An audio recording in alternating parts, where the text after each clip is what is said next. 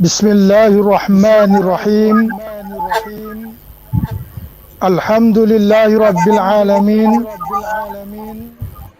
Wassalatu wassalam ala asrafi anbiya wal mursalin wa ala alihi wa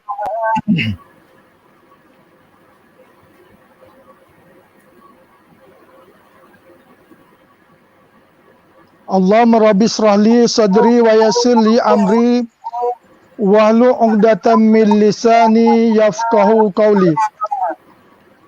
Subhanaka la ilma lana illa ma 'allamtana innaka antal alimul hakim. Wala haula wala quwwata illa billahi 'alil azim. Sayang selasih berisi minyak, bunga cengkeh di atas jerami. Terima kasih banyak-banyak sudi bersama majlis kami. Melati kuntum tumbuh melata, saya merbah di pohon cemara. Assalamualaikum mula bicara, saya sembah pembuka bicara. Yang berusaha Tuan PPD daerah Manjung, Encik Muhammad Akhir bin Abdul Latif. Yang berusaha pegawai PPD Manjung. Yang berusaha Puan Hajah Roslina binti Haji Ishak, Pengetua Cemerlang SMK KDSK, merangkap penyelaras untuk majlis sambutan Maulidur Rasul. Seterusnya yang berusaha pengetua dari SMK Batu 10 Lekir, SMJK Dinding, SMK Seri Manjung, SMK Ambros, SMK Metodis Setiawan, SMJK Nanhua, SMK Pangkalan TLDM, SMK Tuk Perdana, SMK Raja Syariman, SMK Cangkak Berwas, selaku penganjur bersama Majlis Sambutan Maulidur Rasul peringkat daerah Manjung. Yang berusaha ahli jawatan kuasa pelaksana Majlis Sambutan Maulidur Rasul, ibu bapa, para pelajar, seterusnya hadirin muslimin muslimat yang dikasihi Allah sekalian. Hadirin yang dirahmati, kayu dibelah di tepi paya sampai di baruh gelak gelita. Lahirnya Rasulullah membawa cahaya menerangi seluruh alam semesta. Sampai di baruh gelak gelita, suram cahayanya di rumah bonda, menerangi seluruh alam semesta. Dengan berkatnya kelahiran baginda. Sesungguhnya kelahiran junjungan besar Nabi Muhammad sallallahu alaihi wasallam yang merupakan khatimul anbiya dinanti-nantikan oleh sekalian makhluk. Kelahiran baginda membawa sinar cahaya menerangi kegelapan jahiliah. Baginda memandu hati dan jiwa dengan menjunjung Islam sebagai penunjuk arahnya. Justru sambutan Maulidur Rasul pada 1443 Hijrah ini merupakan satu pembuktian cinta kita terhadap baginda Rasulullah sallallahu alaihi wasallam yang tidak berbelah bagi selain mengamalkan sunnah baginda dan menjadikan Rasulullah sebagai idola sepanjang zaman. Bunga mawar cantik tersemat dipetik gadis di tepi titi. Doa dibaca memohon rahmat. Moga majlis sentiasa diberkati. Bagi memberkati majlis kita pada malam ini, pihak majlis menjemput dan mempersilakan Al-Fadhil Ustaz Muhammad Radwan bin Yusuf untuk memimpin bacaan doa. majlis dengan segala hormatnya mempersilakan Al-Fadhil Ustaz. Dipersilakan. Assalamualaikum warahmatullahi taala wabarakatuh. Marilah kita sama-sama membaca Al-Fatihah untuk kita hadiahkan kepada Rasulullah sallallahu alaihi wasallam, para sahabat, para syuhada, salihin dan seluruh umat Islam. Al-Fatihah. Auzubillahi minasyaitonir rajim. Bismillah. Alhamdulillah rabbil alamin. Ar-Rahmanir Rahim. Maliki yaumiddin. Iyyaka na'budu wa iyyaka nasta'in. Ihdinas siratal mustaqim. Siratal ladzina an'amta 'alaihim ghairil maghdubi 'alaihim waladdallin. Bismillahirrahmanirrahim. Alhamdulillahi rabbil alamin. حمدا يوافي نعمه ويكافئ مزيده يا ربنا لك الحمد كما ينبغي لجلال وجهك وعظيم سلطانه اللهم صل وسلم على سيدنا محمد في الأولين وصل وسلم على سيدنا محمد في الآخرين وصل وسلم على سيدنا محمد في الملأ الأعلى إلى يوم الدين. Segala puji bagi Allah, Tuhan pentadbir seluruh alam.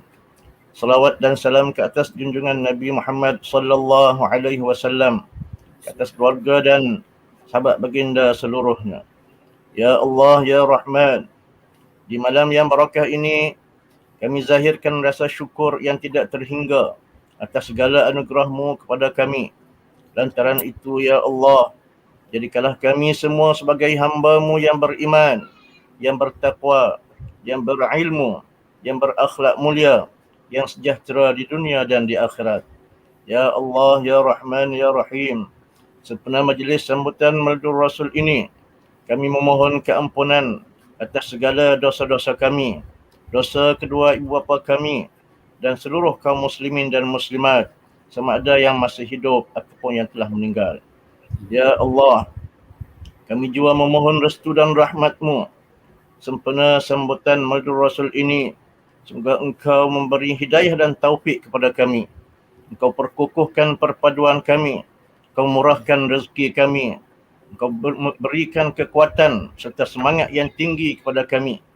Dorongkanlah kami ke arah melaksanakan kebaikan dan amal soleh. Serta kami mohon dipanjangkan usia, diliputi dengan sihat wal afiat. Ya Allah, lindungilah kami dari segala bala dan wabak, agar kami dapat melaksanakan ibadat dan kerja kami dengan lebih baik dan lebih sempurna. Allahumma rzuqna mutaba'atan Nabi sallallahu alaihi wasallam awalan wa akhiran wa zahiran wa batina, qawlan wa fi'la wa ibadatan wa amalan salihan. Ya Allah, ya Karim, suburkanlah cinta kami terhadap Nabi kami, Nabi Muhammad sallallahu alaihi wasallam. Ya Allah, kurniakanlah kekuatan kepada kami agar kami dapat melaksanakan sunnah-sunnah Nabi kami sallallahu alaihi wasallam. Ya Allah, jadikanlah kami termasuk dalam golongan yang mendapat syafaat Nabi sallallahu alaihi wasallam. Akhirkanlah hidup kami dengan husnul khatimah. Ya Allah, ya Arhamar Rahimin. Ya Allah, sekiranya ada antara kami yang sakit, sembuhkanlah. Sekiranya ada antara kami yang bermasalah, permudahkanlah ya Allah, ya Arhamar Rahimin. Allahumma waffiqna littiba'i sunnati nabiyyikal karim, wahdina jami'an ila siratikal mustaqim, wa la tu'akhidna bil 'adha'imi wal jara'im ya karim. Rabbana atina fid dunya hasanah wa fil akhirati hasanah wa qina 'adzaban nar. Sallallahu ala sayyidina Muhammadin wa ala alihi wa sahbihi wa sallam. Walhamdulillahi rabbil alamin. Taqabbalallahu minkum. Amin, amin ya rabbal alamin. Semoga bacaan doa sebentar tadi memberikan kelancaran majlis kita pada malam ini. Hadirin dan hadirat yang dikasihi, majlis kita terus beranjak dengan atur cara yang seterusnya. Pihak majlis berbesar hati menjemput dan mempersilakan yang berusaha Puan Hajah Roslina binti Haji Ishak, Pengetua Cemerlang SMK KDSK, merangkap penyelaras bagi majlis sambutan Maulidur Rasul peringkat daerah Manjung untuk menyampaikan ucapan. Majlis dengan segala hormatnya mempersilakan Puan. Silakan. Bismillahirrahmanirrahim. Assalamualaikum warahmatullahi wabarakatuh dan salam sejahtera. Terima kasih terutamanya kepada moderator bertugas Ustaz Imran dari SMK Batu 10, juga Ustaz Ahmad Radwan sebagai pembaca doa tadi, yang berusaha Encik Muhammad Ahir bin Abdul Latif, Pegawai PPD Daerah Manjung, yang berusaha Al-Fadil Ustaz Ahmad Ismail bin Wahab, Layas Tatimin, penceramah yang dijemput khas dari Kedah untuk bersama kita pada malam ini, barisan timbalan-timbalan PPD, barisan pegawai-pegawai PPD, barisan pengetua-pengetua Cemerlang, barisan pengetua-pengetua guru besar, rakan-rakan guru, juga ibu bapa serta murid-murid yang dikasihi sekalian. Pertamanya, kita bersyukur kehadrat Allah SWT kerana dengan limpah kurnianya kita dapatlah bersama pada malam ini dalam majlis ilmu. Saya ingin mengucapkan jutaan terima kasih kepada semua sekolah-sekolah yang terlibat, yang mewakili ada 11 sekolah, dan penggerak utamanya sudah semestinya ketua panitia, ketua-ketua panitia di seluruh daerah Manjung. Kredit juga kepada pihak PPD Manjung, Tuan dan juga Ustaz Zamri atas sokongan dan juga nasihat yang kami perolehi untuk menjalankan program pada malam ini. Ini merupakan program drama perdana sempena sambutan Maulidur Rasul pada tahun ini. Okey, kita bersyukur juga apabila kita berada dalam majlis ilmu. Seperti yang kita tahu, antara kelebihan kita dalam majlis ilmu di mana kita seumpama berada dalam taman-taman syurga. InsyaAllah setiap detik kita berada dalam majlis ilmu ini, segala amalan kita akan dicatatkan oleh para malaikat. Okey, pada malam ini juga kita berbesar hatilah menerima kehadiran Ustaz untuk memberi kita sedikit panduan agar panduan ini boleh kita jalankan dalam kehidupan kita seharian menuju ke alam yang kekal di sana nanti.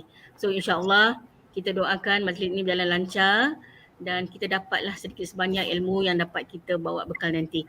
Saya rasa itu saja daripada saya. Sekian, wabillahi taufik wal hidayah. Assalamualaikum warahmatullahi wabarakatuh. Terima kasih. Waalaikumsalam warahmatullahi taala wabarakatuh. Majlis merakabkan terima kasih kepada Puan Hajah bagi ucapan tersebut. Seterusnya, majlis diserikan lagi dengan ucapan daripada yang berusaha Tuan PPD Manjung, Cik Muhammad Ahir bin Abdul Latif, bagi menyampaikan sepatah dua kata. Dipersilakan Tuan. Terima kasih kepada moderator majlis Fadil Ustaz Muhammad Imran bin Idris, Ustaz dari SMK Batu 10, Yang Musa Al-Fadil Ustaz Ahmad Ismail bin Wahab, Layas Satimin, penceramah jemputan khas dari Pondok Darul Kutub Surat, Yang Musa timbalan-timbalan PPD, pegawai-pegawai PPD Manjung, seterusnya Yang Musa Puan Najah Rusina binti Ishak, Pengetua Cemerlang SMK Datuk Seri Kamarudin, orang Puat. Program pada malam ini, Yang Musa semua pengetua Sekolah Menengah Daerah Manjung, yang saya hormati para guru, yang saya kasihi para pelajar, seterusnya tuan-tuan, puan-puan, para hadirin sekalian. Assalamualaikum warahmatullahi wabarakatuh. Alhamdulillah. Wassalatu wassalamu ala Rasulillah wa ala alihi ashabihi wa man tabi'ahu wa wala. Alhamdulillah, panjatkan rasa syukur kepada Allah SWT atas inayah dan rahmatnya kita dapat berkumpul pada malam ini bagi menjayakan program ceramah Maulidur Rasul tahun 1443 Hijrah. Terima kasih kepada Al-Fadil Ustaz Ahmad Ismail atas kesudian menerima undangan PPD Manjung sebagai penceramah program Maulidur Rasul pada malam ini. Tahniah dan syabas khusus kepada 11 pengetua Sekolah Menengah Daerah Manjung dan juga panitia pendidikan Islam Sekolah Menengah Daerah Manjung atas kesepakatan dan berkolaboratif bersama unit pendidikan Islam PPD Manjung dengan diterajui oleh Pengetua Cemerlang SMK Kampung Datuk Seri Kemudin bagi menjayakan penganjuran program ini. Saya maklumkan sekolah terlibat SMK Seri Manjung, SMK Batu 10, SMK TLDM, SMK Tok Perdana, SMK Raja Syariman, SMK Cangkak Beruas, SMJK Dinding, SMK Metodis SCS Tiawan, seterusnya SMJK Nanhua. Tuan-tuan dan sekalian, tema sambutan Maulid Rasul yang dipilih pada tahun ini ialah Manhaj Rabbani Ummah Berkualiti, adalah satu pernyataan ataupun ekspresi bahawa cara hidup yang diamalkan berpaksikan ketuhanan dapat melahirkan ummah yang hebat. Pembawa obor Manhaj Rabbani di akhir zaman ini tak lain tak bukan adalah Rasulullah sallallahu alaihi wasallam. Seorang tokoh orientalis barat bernama Michael H. Hart menerusi bukunya yang bertajuk The Hundreds Ranking of Most of Influential Person in History, ataupun dalam bahasa Melayunya 100 tokoh yang paling berpengaruh dalam sejarah, yang telah diterbitkan pada tahun 1978, telah memilih Rasulullah sebagai manusia ranking pertama kerana beliau mempercayai bahawa Rasulullah telah berjaya membangun tamadun manusia semenjak abad ke-7 hinggalah masa kini atas kombinasi antara agama dan dunia secara seiring. Fokus ceramah pada malam ini yang akan mengupas tentang Rasulullah SAW sebagai qudwatun hasanah, iaitu suri teladan yang terbaik, sebagaimana firman Allah dalam surah Al-Ahzab ayat 21, laqad kana lakum fi rasulillahi uswatun hasanah liman kana yarju Allah wal yawmal akhir wa zakarallaha katsira. Yang maksudnya, sungguhnya pada diri Rasulullah ada teladan yang baik bagimu, iaitu bagi orang yang mengharapkan Allah dan hari akhirat serta banyak berzikir kepada Allah. Dan dalam semua posisi, sama ada sebagai pemimpin, suami, ayah, maupun jiran, maupun penjaga, maupun anak, dan apa saja, Rasulullah telah menunjukkan akhlak yang sangat terpuji yang wajar kita contohi dan teladani. Tuan-tuan hadirin hadirat sekalian, diutuskan Rasulullah ke muka bumi adalah sebagai pembawa rahmat ke seluruh alam. Firman Allah dalam surah Al-Anbiya dalam ayat 107, dan tidaklah kami utuskan engkau, yakni Muhammad, melainkan sebagai rahmat ke seluruh alam. Rahmat Rabbani yang baginda bawa telah menyelamatkan kita dari kegelapan hidup kepada cahaya kehidupan yang bermakna dan membawa kebahagiaan hidup di dunia dan akhirat. Para hadirin sekalian, kita boleh mengambil mana-mana idola yang baik selama ada tokoh pemimpin yang hebat, ahli korporat yang berjaya, ahli teknokrat yang tersohor, panglima perang yang handal, seorang artis yang versatile, atau siapa saja idola kita. Namun jangan kita lupa bahawa di akhirnya tokoh yang paling agung yang wajib kita imani ialah Rasulullah sallallahu alaihi wasallam, penyelamat kita dan kehidupan kita dunia dan akhirat. Harapan saya, semoga program sambutan Maulid Rasul yang dianjurkan pada malam ini memberi kebaikan untuk kita semua dalam menjalani kehidupan kita untuk mendapat redha Allah. 2 rangkap pantun saya utuskan. Jauh perjalanan, luas pemandangan, mencari ilmu, merungkai rahsia. Muhammad Rasul, Nabi junjungan, menjadi teladan umat manusia. Rasulullah utusan mulia, kisah hidupnya penuh cabaran, menyebar Islam seantero dunia, membawa kita cahaya kebenaran. Sekian, selamat berwacana dan berpartisipasi dalam ceramah istimewa ini. Wabillahi taufiq wal hidayah. Assalamualaikum warahmatullahi wabarakatuh. Waalaikumsalam warahmatullahi taala wabarakatuh. Terima kasih kepada Tuan PPDI Cik Muhammad Akhir bin Abdul Latif bagi menyampaikan ucapan tersebut. Majlis merakamkan jutaan terima kasih. Tak molek jika ada alu tiada lesumnya. Tak berguna jika ada dayung tiada perahunya. Tak berkat ilmu tanpa amalnya. Tak lengkap majlis jika tidak ada yang berbicara. Para hadirin dan hadirat sekalian, saya memperkenalkan sedikit biodata tuan penceramah kita pada malam ini. Beliau adalah Al-Fadhil Ustaz Ahmad Ismail bin Wahab alias Satimin. Beliau berasal daripada Baling, Kedah. Mudir di Pondok Darul Kutub At-Turasiyah. Beliau menyampaikan kuliah-kuliah di surau-surau di masjid sekitar Manjung. Pendidikan beliau di Madrasah Al-Ulum Ad-Diniyah Usmaniyah Jitra Kedah. Dan seterusnya melanjutkan pengajian di Yaman, Ribat Tahrim.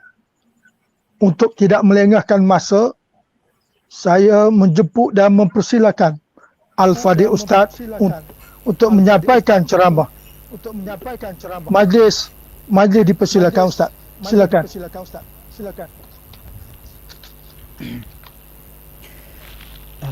Terima kasih. Bismillahirrahmanirrahim. Alhamdulillahirabbil alamin. Hamdan yuafi ni'matahu mazidah wa yudahi karamah. Ashhadu an la ilaha illallah wahdahu la syarika lah al-malikul haqqul mubin. Wa ashhadu anna sayyidina Muhammadan abduhu wa rasuluh sayyidul khalqi ajma'in. Allahumma salli afdala salatan. Allahumma salli afdala salatin akmalaha wa ashmalaha wa adwamaha ala sayyidina Muhammadin sayyidil khalqi ajma'in alladhi khassatahu siyadatil ammah salatan la yahudduha wa la ya'udduha qalamun wa la lisan wa la ya'rifuha malakun wa la insan wa ala alihi al-athhar wa ashabihi al-akhyar wa sallim tasliman kathira amma ba'. Alhamdulillah, saya mengucapkan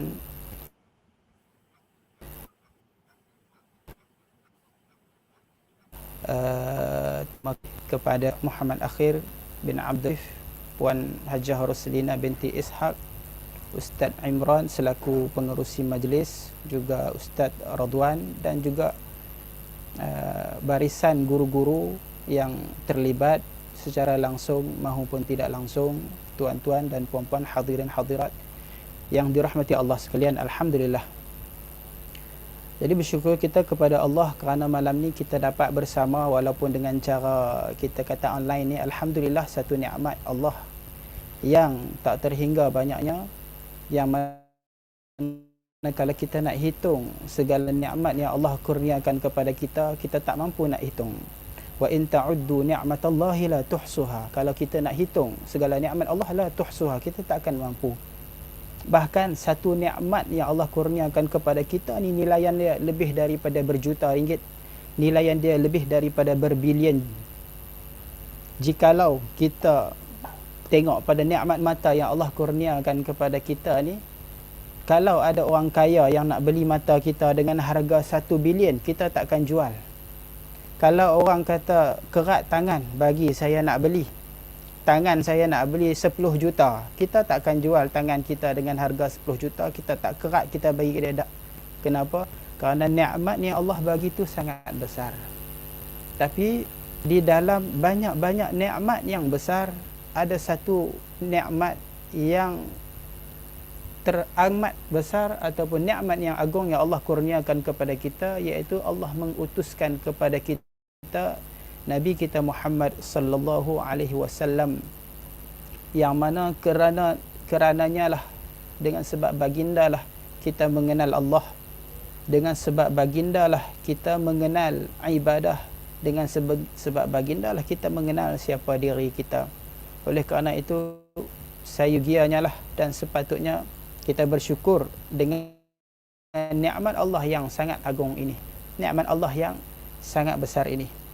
Dan alhamdulillah, saya dijemput untuk memberi, kita kata, tazkirah ataupun ceramah yang bersangkut paut dengan Rasulullah, dengan tajuk malam ini apa? Rasulullah qudwatuna. Rasulullah adalah ikutan kita. Insya-Allah, walaupun saya tidaklah banyak ilmu, tapi saya kongsikan sedikit sebanyak yang Allah kurniakan kepada kita. Mudah-mudahan kita semua dapat mengambil manfaat daripada majlis pada malam ini, insya-Allah. Jadi persoalan, kenapa kita mesti mencintai Rasulullah? Kenapa kita mesti kasih kepada Rasulullah, dan bagaimana kita mencintai Rasulullah? Jadi cinta kepada Rasulullah salah satu kurniaan Allah, nikmat yang agung yang Allah pilih, insan-insan yang terpilih yang Allah kurniakan. Tak semua orang Allah campakkan rasa cinta di dalam hatinya. Lebih-lebih lagi cinta kepada Rasulullah. Di dalam banyak-banyak manusia, Allah pilih kita menjadi umat Rasulullah sallallahu alaihi wasallam, sedangkan Nabi Musa sendiri pun minta kepada Allah untuk menjadi umat Rasulullah, tapi Allah tak bagi. Kita tak pernah minta, tapi Allah pilih. Itu satu nikmat. Di dalam banyak-banyaknya umat Rasulullah sallallahu alaihi wasallam, Allah pilih kita ni untuk beragama Islam, beriman dengan Rasulullah sallallahu alaihi wasallam. Dan di kalangan ramainya orang yang beragama Islam ini, Allah pilih kita untuk mencintai Rasulullah sallallahu alaihi wasallam. Dan bukti bahawa kita mencintai Rasulullah sallallahu alaihi wasallam ini adalah pada malam ini kita dapat berkumpul, walaupun masing-masing ada di Perak, ada di Kedah, ada di serata tempat. Alhamdulillah kita bersama-sama. Itu bukti kita mencintai Rasulullah. Hadirin hadirat yang dirahmati Allah, mencintai Rasulullah adalah satu perkara yang penting. Kenapa?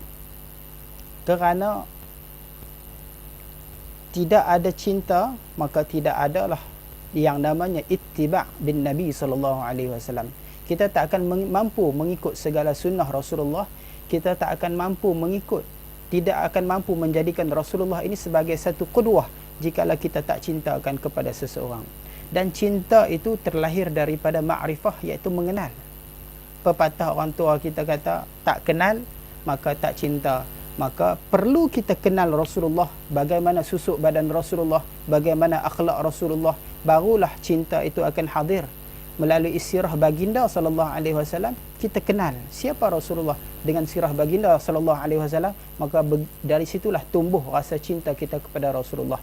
Bila kenal, lalu cinta pun datang. Bila cinta datang, maka dari situlah akan adanya ittiba' bin Nabi sallallahu alaihi wasallam, yang mana mencintai Rasulullah dan mengikut Rasulullah itu adalah kunci bagi cinta Allah. Kalau kita nak dapatkan cinta Allah, kita nak dapatkan redha Allah, maka kita perlu mencintai Rasulullah. Qul in kuntum tuhibbunallah fattabi'uni yuhibbukumullah.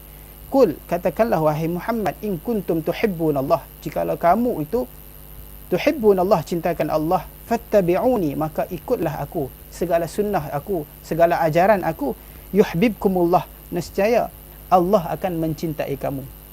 Dan juga apabila kita menyambut kelahiran Rasulullah sallallahu alaihi wasallam, lebih-lebih lagi di bulan Maulid ni, itu adalah salah satu cara kita mengungkapkan cinta kita kepada Rasulullah.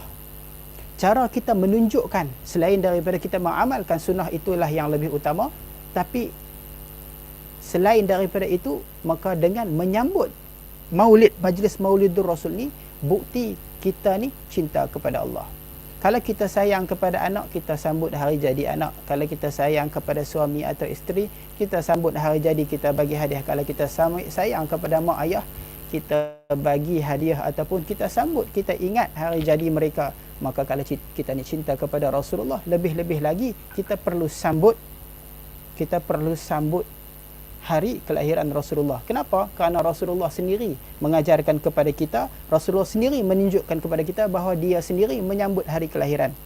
Yang mana ketika mana sahabat bertanya kepada Rasulullah, ya Rasulullah, kenapa engkau suka berpuasa hari Isnin? Maka kata Rasulullah, zaka yaumu wulidtu fih, hari itu adalah hari kelahiran aku. Maka Rasulullah menyambut hari kelahiran baginda sallallahu alaihi wasallam setiap hari Isnin. Rasulullah pun berpuasa.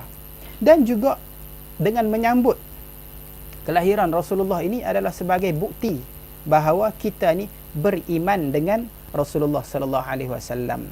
Nabi sallallahu alaihi wasallam bersabda, la yu'minu ahadukum hatta akuna ahabba ilaih min walidihi wa waladihi wan nasi ajma'in. Kata Nabi, la yu'minu ahadukum, tidak beriman seorang daripada kamu sehinggalah hatta akuna ahabba ilaih, sehinggalah aku ini menjadi orang yang paling dia cintai, min walidihi, daripada bapaknya, ibu bapaknya, wa walidihi, daripada anaknya, wan nasi ajma'in, dan daripada anak sekalian. Jadi kalau kita nak kata kita cinta kepada Rasulullah, buktikan lebih daripada, kalau kita nak kata kita ni beriman kepada Rasulullah, maka kita kena cinta kepada Rasulullah lebih daripada kita sayang kepada anak, lebih kita sayang kepada keluarga kita dan seluruh manusia. Kalau kita boleh sambut hari jadi anak, kenapa kita tak sambut? Sambutan dengan cara yang Allah redai, sambut dengan cara yang tidak diharamkan oleh Allah. Kita buat kenduri, bersedekah, kita berselawat kepada Rasulullah. Setiap selawat daripada kita disampaikan kepada Rasulullah. Ya Rasulullah, fulan bin fulan berselawat kepadamu. Dan Rasulullah akan menjawab alaika wa alaihi salam. Waalaikumsalam warahmatullahi wabarakatuh. Rasulullah akan menjawab. Setiap kali kita mengucapkan selawat, disampaikan, ya Rasulullah, fulan bin fulan. Maka nama kita sampai kepada Rasulullah, nama ayah kita sampai kepada Rasulullah. Rasulullah, kalau satu hari kita selawat kepada Rasulullah 300 kali, satu hari kita selawat kepada Rasulullah 1000 kali, dengan makna apa? Rasulullah dengar nama kita sebanyak 300 kali, sebanyak 1000 kali. Kalau kita ni selalu duduk dengar nama orang, kita ingat tak dekat dia? Tiap-tiap hari ada orang main sampai ke kita, hai, ada Ahmad kirim salam kepada engkau, Ahmad kirim salam pada engkau, sehari sampai 10 kali, tiap-tiap hari, tentulah kita akan ingat nama orang tadi. Maka kalau kita nak Rasulullah sayang kat kita, kalau kita nak Rasulullah bagi syafaat kat kita, kalau kita nak kita ni mencintai Rasulullah, Rasulullah sayang pada kita, maka perlu kita bersalawat kepada Rasulullah. Kata Rasulullah, man ahabbani kana ma'i fil jannah. Siapa yang cintakan aku, maka dia akan bersama aku di dalam syurga. Sebahagian sahabat radhiyallahu anhu, Thauban, dia kalau satu hari dia tak berjumpa dengan Rasulullah, dia tak boleh duduk. Sekarang apa? Cinta daripada Rasulullah. Satu hari dia tak tengok Rasulullah, dia gelisah. Sampai Rasulullah tanya kepada dia, kenapa macam tu? Thauban kata apa? Dia kata, ya Rasulullah, engkau ni manusia mulia. Kalau engkau masuk syurga Firdausul A'la, di syurga Firdaus yang tertinggi. Tapi aku ni manusia biasa, manusia yang bukan Nabi. Aku duduk di syurga pun bawah. Jadi macam mana aku nak bertemu engkau di dalam syurga? Tentulah aku tak dapat tengok dah engkau di syurga. Lalu aku akan menjadi sedih. Lalu di dunia ni lah kalau nak tengok, aku nak tengok puas-puas. Lebih kurang lagu tu bahasa kita kan. Di dunia ni lah aku nak tengok engkau ya Rasulullah secara puas-puas. Sebab di syurga nanti mungkin aku dah tak boleh tengok maka senyum Rasulullah. Dan Rasulullah kata apa? Rasulullah kata, siapa yang mencintai aku, dia akan bersama aku di dalam syurga. Man ahabbani kana ma'i fil jannah. Siapa yang cintakan aku, dia akan bersama dengan aku di syurga. Hadirin dan hadirat, kalau kita tengok kepada kisah ini, kita dapati hati para sahabat ni hanya ada Rasulullah. Walaupun disebut di situ, dia kata kalau aku masuk syurga, dengan makna di syurga ni tempat nikmat, ada bidadari, ada wildan, ada sungai, ada madu, ada segala yang kita nak ada di syurga. Tapi bagi sahabat seolah-olah syurga itu kosong kalau tanpa Rasulullah. Itu kecintaan kepada Rasulullah ini mengatasi segala-galanya. Bahkan cintakan kepada Rasulullah ini asal iman. Barang siapa yang tak cinta Rasulullah, dia tak beriman. Kerana rukun iman meletakkan kepada kita apa? Percaya, beriman kepada Rasulullah. Dan Nabi kata, siapa beriman kepada aku, kena cinta kepada aku. Maka cinta itu adalah iman. Siapa tak ada cinta pada Rasulullah, siapa anggap Rasulullah ni orang biasa, siapa anggap ya Rasulullah ini macam orang lain, manusia sama macam kita, makan minum, itu perkataan orang kafir Quraisy. Dia kata, apa ini Rasul? Dia kata, yamshi, jalan-jalan di pekan, makan, minum, kahwin, lapak. Itu macam manusia biasa. Itu perkataan siapa? Di dalam Al-Quran sebut perkataan siapa? Itu kafir, jahiliyah. Orang yang menganggap Rasulullah ni manusia biasa, itu bukan orang Islam, bukan orang yang beriman. Bagi kita, Nabi itu memang manusia, tetapi bukan manusia biasa, kerana Basyarun laisa kal basyari. Dia manusia tapi bukan manusia biasa, kerana dia adalah manusia pilihan Allah sallallahu alaihi wasallam. Di dalam Al-Quran, Tuhan sendiri berselawat kepada Rasulullah. Innallaha wa malaikatahu yusalluna 'alan nabi. Allah dan malaikat berselawat kepada Nabi. Allah dan malaikat tak berselawat. Apa nama kat kita, kat orang lain? Ada suara saya tak jelas kan gangguan ke? Jadi di dalam di dalam Al-Quran sendiri Allah memuji Rasulullah, wa innaka la'ala khuluqin azim. Sesungguhnya engkau ini, akhlak engkau itu azim, kata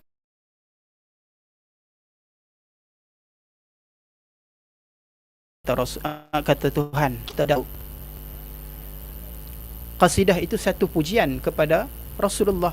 Kita membaca berzanji, kita berselawat, kita marhaban, itu semua bentuk pujian kepada Rasulullah. Dan siapa dulu yang memuji Rasulullah? Allah Subhanahu wa taala di dalam Al-Quran dengan firman-Nya, wa innaka la'ala khuluqin azim. Sungguhnya engkau itu la'ala khuluqin azim. Tuhan kata akhlak Rasulullah ni agung. Agung. Bukan karim. Kita tak puji. Kalau orang ngaji bahasa Arab ni, kalau kita nak puji orang, akhlak seseorang kita tak sebut dengan azim. Azim itu terjemahan yang kita kata sesuai dengan bahasa Melayu, agung, akhlak. Kalau orang lain kita kata engkau ni berakhlak mulia, engkau ni akhlaknya sopan santun, baik, budi pekerti. Tetapi dengan Rasulullah Allah mengatakan khuluqin azim. Khuluqin azim, akhlak yang agung. Jadi oleh kerana itu, hadirin dan hadirat, perlu kita tanamkan kecintaan kepada Rasulullah. Kenapa? Syurga sendiri pun meraihkan kecintaan mereka dengan Rasulullah. Di setiap pintu syurga tertulisnya la ilaha illallah Muhammadur Rasulullah. Di setiap pintu syurga. Macam mana orang nak masuk pintu syurga kalau tak ada rasa cinta pada Rasulullah? Di setiap tiang-tiang arash tertulisnya Rasulullah, tertulisnya nama Rasulullah. Di dalam alam barzah sendiri pun malaikat akan tanya kepada kita tentang Rasulullah. Hampa kenal tak siapa ini? Man rabbuka, siapa Tuhan engkau? Siapa Tuhan engkau? Apa kamu nak kata bagi lelaki ini, iaitu Rasulullah? Di alam barzah pun ditanya tentang Rasulullah. Oleh kerana itu perlu kita tanamkan rasa cinta kita pada Rasulullah. Dan ini adalah salah satu bukti, bentuk kita kata cintanya kita kepada Rasulullah dengan kita buat majlis maulid dan sebagainya. Wa may yu'azzim sya'airallah fa innaha min taqwal qulub. Barang siapa yang mencintakan kita kata syiar, lambang keagamaan, syiar Allah. Allah ni ada banyak syiarnya. Salah satunya apa? Kelahiran Rasulullah. Kelahiran Rasulullah bukanlah suatu benda yang biasa. Dengan kita mengagungkan, menghormati kelahiran Rasulullah, fa innaha min taqwal qulub. Sesungguhnya kita kata apa, mentakzimkan syiar itu adalah satu bentuk ketakwaan di dalam hati kita. Dan itu dalil bahawa kita ni orang beriman. Kalau kita tengok kerinduan, kecintaan ulama salafus salih kepada Rasulullah, sebagai contoh Imam Malik bin Anas radhiyallahu an, imam mujtahid, imam mazhab. Dalam mazhab kita, di dalam syariat fiqh ini, kita ada 4 mazhab yang masih kekal hari ini yang kita boleh ikuti. Mazhab Syafi'i, Maliki, Hanbali dan juga Hanafi. Mazhab Maliki itu yang menjadikan metodologi mazhab, cara jalan fiqhnya itu adalah Imam Malik. Imam Malik disebut di dalam riwayat, bila mana dia nak membacakan hadis Rasulullah sallallahu alaihi wasallam, dia akan mandi, dia akan pakai baju yang cantik-cantik, dia akan berwangi-wangian, dan ketika dia duduk dalam satu majlis tidak bergerak badannya. Burung pun boleh main hinggap duduk atas kepala. Pasal apa? Kerah lagu batu. Kenapa? Menghormati Rasulullah. Kerana hak dia baca tu hadis Rasulullah. Dia pakai serban besar-besar. Niatnya apa? Menghormati Rasulullah. Itu Imam Malik. Bahkan di dalam dalam riwayat pernah ada kala jengking main sengat. Imam Malik ni, dia waktu dia duduk tu ada kala jengking main sengat, 2, 3, 4 kali sengat. sampai biru muka. Kita tak biru muka kan. Pucat muka, menahan kesakitan, tapi satu suara aduh pun tak keluar dari Imam Malik. Bila anak murid tanya awak lagu tu, dia kata, kalau kamu tahu apa yang aku lalui, aku lihat orang-orang soleh-soleh dulu, tentu kamu akan jadi macam aku. Kenapa? Mereka ni sangat menghormati Rasulullah, mengagungkan Rasulullah. Hatta bunyi sikit pun tak mau. Kenapa? Takut mengganggu majlisnya membaca hadis Rasulullah sallallahu alaihi wasallam. Tok guru bagi Imam Anas meleleh air mata. Salah seorang daripada guru Imam Malik bin Anas, Sayyidina Ja'far bin Sadiq bin Muhammad Al-Bakir bin Ali Zain Al-Abidin bin Husain radhiyallahu anhum ajma'in, pernah disebut di dalam riwayat, diceritakan bahawa Sayyidina Ja'far bin Sadiq ni dia suka senyum.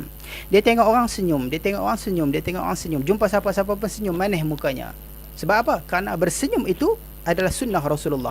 Mengikut kepada sunnah Rasulullah. Tabassum fi wajhi akhika sadaqatun. Senyum kepada wajah saudara engkau itu adalah satu sedekah, Nabi kata. Maka Imam Ja'far ni selalu senyum, manis je muka dia. Tapi bila mana disebut tentang Rasulullah sallallahu alaihi wasallam di depan bagi dia, meleleh air mata. Sebab apa?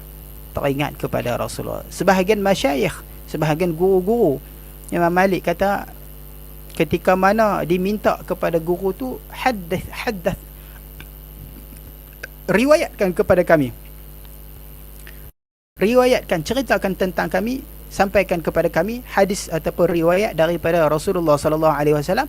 Maka lalu menangis, susah nak berhenti. Sampailah orang yang minta tadi pun, anak murid dia tadi tu, rasa kesian. Dia kata, aduh kesian, silap pergi minta. Sebab apa? Menangis tak berhenti. Kenapa? Kerana kecintaan kepada Rasulullah. Bila sebut saja nama Rasulullah, bergetar jiwa kita. Kan itu caranya orang cinta, betul tak? Kalau kita ni cinta pada seseorang, bila disebut nama kekasih kita, tentu ada satu renjatan spark elektrik masuk dalam hati kita. Terus kita ada sesuatu di dalam hati kita. Oleh kerana itu, siapa-siapa yang mencintai Rasulullah ni, sebut saja nama Rasulullah, terus di dalam hati kita. Sayyidina Bilal radhiyallahu an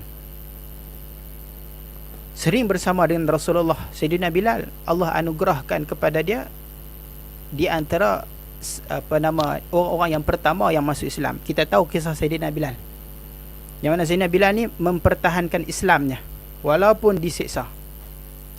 Sebahagian sahabat masuk Islam sembunyi-sembunyi, tak mau tonjolkan. Tapi Sayyidina Bilal, dia tonjolkan keislaman kita, sehingga disiksa oleh Abu Jahal dan sebagainya. Diletak di atas satu padang pasir ni, bubuh hempap satu batu yang besar. Tak pakai baju, duduk menerap di atas padang pasir yang tengah musim panas tu. Bubuh pula batu, disebat-sebat Sayyidina Bilal, diikat tengkok Sayyidina Bilal, diheret, dibagi kepada kanak-kanak tu. Maka kanak-kanak ni pun tarik pusing keliling kota Mekah. Untuk apa? Mengejek Bilal, kata macam-macam kat Sayyidina Bilal. Tapi Sayyidina Bilal hanya keluar dalam satu benda saja di mulut dia, iaitu ahad, iaitu Allah yang esa. Maka Sayyidina Bilal ni lama dengan Rasulullah, sehingga di Madinah dia menjadi muadzin Rasulullah. Sebab apa? Suara Sayyidina Bilal ni kuat.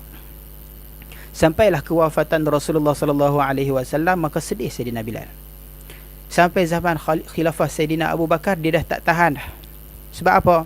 Sebab tiap kali dia jalan di kota Madinah, jalan itu mengingatkan Rasulullah. Bila dia masuk di Masjid Nabawi tadi, mengingatkan kepada Rasulullah.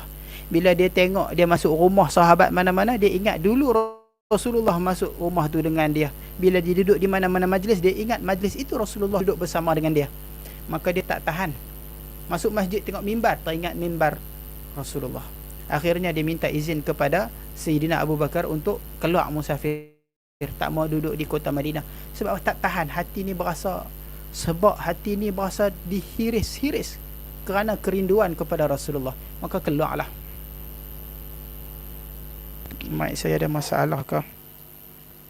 Saya minta maaf kalau ada masalah. Jadi apa tadi? Jadi Sayyidina Bilal, kalau tak jelas boleh bagi tahu. Jadi Sayyidina Bilal radhiyallahu an, ketika mana satu tahun, ya. Okey nak, okey, baik, alhamdulillah. Terima kasih, jazakallah khair. Jadi ketika mana Sayyidina Bilal musafir keluar pergi ke Syam.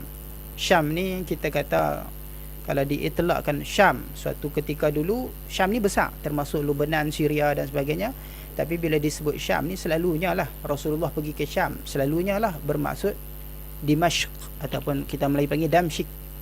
Di situ Syria ataupun Syam tempat Sayyidina Bilal pergi. Bila mana Sayyidina Bilal pergi duduk sana setahun lama. Lalu Rasulullah datang di dalam mimpi. Kata Rasulullah, "Ma hadhil jafa ya Bilal?" Apa yang kerah hati ni ya Bilal? "Ama ana laka an tazurana?" Bukankah lah ni sepatutnya engkau datang ziarah kami, ziarah aku ya Bilal? Rasulullah rindukan Bilal. Rasulullah panggil Bilal, "Mailah ziarah." Kenapa tak ziarah dia? Tengok kecintaan antara Rasulullah dengan umat dia dan Sayyidina Bilal kepada Rasulullah. Maka Sayyidina Bilal ni terus esoknya menunggang kuda dengan pecutan yang laju siang dan malam, akhirnya sampai di kota Madinah. Masuk di dalam makam Rasulullah, terus menangis, tak berhenti-berhenti dah. Tak boleh nak berhenti, duduk di di depan makam Rasulullah tu terus menangis tak berhenti. Sehingga Rasulullah Bilal sebelum kembali kepada Allah pernah menyebut ghadan nalqal ahibbah Muhammadan wa sahbah. Nak habat dalam hati dia hanya ada Rasulullah. Dia kata ghadan nalqal ahibbah, esok kami akan bertemu dengan para kekasih kami Muhammadan wa sahbah, iaitu Muhammad dan juga para sahabat. Hak dalam hati ni ada satu sahaja, iaitu nak berjumpa dengan Rasulullah. Walaupun setelah mati, nak berjumpa dengan Rasulullah. Kalaupun masuk syurga, nak bersama dengan Rasulullah. Syurga tanpa Rasulullah tidak ada serinya. Syurga tanpa Rasulullah itu kosong. Sahabat ni nak masuk syurga ni hanya kerana nak bersama dengan Rasulullah. Tak mau kalau ada syurga segala nikmatnya tapi tak ada Rasulullah, mereka tak suka. Kenapa? Dalam hati sahabat ni hanya ada Rasulullah. Jadi itu Sayyidina Bilal. Habis keluar daripada makam Rasulullah, bertemu dengan sahabat-sahabat yang besar-besar. Sahabat pun pakat minta, "Wahai Bilal, azan sat kepada kami." Azan lah, kami lama tak dengar suara engkau. Azan seperti mana zaman engkau azan dulu di zaman Rasulullah. Kami rindu dengar suara engkau. Sayyidina Bilal kata, "Tak boleh, aku tak sanggup." Pencen dah Sayyidina Bilal ni, dah berhenti jadi Tok Bilal. Tak azan. Sebab apa? Tak boleh. Bila dia azan, dia ingat kepada Rasulullah. Sebab apa? Tiap-tiap kali Sayyidina Bilal naik dulu masa permulaan Islam, bila nak azan ni, Sayyidina Bilal naik atas rumah orang. Satu penduduk Ansar yang rumah dia tinggi, Sayyidina Bilal naik azan. Sebab apa? Dulu mikrofon tak ada, menara tak ada. Azan kuat-kuat, turun, pergi ketuk pintu Rasulullah. Jadi kalau sekarang ni Bilal kata, aku azan, aku nak ketuk rumah siapa? Tak boleh. Tolak Sayyidina Bakar ke siapa ke, tolak. Ramai yang minta Sayyidina Bilal, setahun lebih dah tak dengar Bilal azan. Jadi pakat minta, maka tolak semua, tolak, aku tak mau. Tapi bila sampai kepada Masjidin Nabawi, datang dua orang cucu kesayangan Rasulullah, Sayyidina Hasan wal Husain, mai memeluk Sayyidina Bilal. "Wahai Bilal, azanlah kepada kami seperti mana engkau azan di zaman Rasulullah, rindu nak dengar ni." Bila Hasan dan Husain minta kepada Sayyidina Bilal, Bilal kata, "Kalau hak dua ni minta, aku tak sanggup nak tolak." Sebab apa? Kalau aku tolak permintaan dua cucu Rasulullah ini, aku nak jawab apa depan Tok Wan mereka nanti? Aku nak jawab apa depan Rasulullah kerana aku menolak permintaan cucu kesayangan Rasulullah. Sayyidina Bilal menerima permintaan Hasan dan Husain. Kenapa? Kerana Hasan dan Husain itu cucu Rasulullah. Mencintai cucu Rasulullah itu adalah sebahagian daripada mencintai Rasulullah. Maka Sayyidina Bilal tak tolak, dia pun terus azan. Maka azanlah Sayyidina Bilal, Allahu Akbar, Allahu Akbar. Gempar satu kota Madinah. Riuh rendah satu kota Madinah. Keluar habis. Pakat mai tengok. Semua kata, "Hai, adakah Rasulullah ini kembali pula? Adakah diutuskan Rasulullah?" Kenapa? Azan Sayyidina Bilal mengingatkan nostalgia depa ni para sahabat di zaman Rasulullah. Sayyidina Bilal ni suara dia mengingatkan, berasa lagu duduk bersama Nabi dah. Rasa ni kembali di zaman Rasulullah. Semua pakat keluar, semua pakat teriak. Teriak habis. Satu kota Madinah teriak mendengar suara Sayyidina Bilal. Sayyidina Bilal ketika mana melaungkan asyhadu anna Muhammadar Rasul, tak boleh sebut. Berhenti di situ. Sebab apa? Sebab hati Sayyidina Bilal. Tak mampu nak sebut kalimah Muhammad.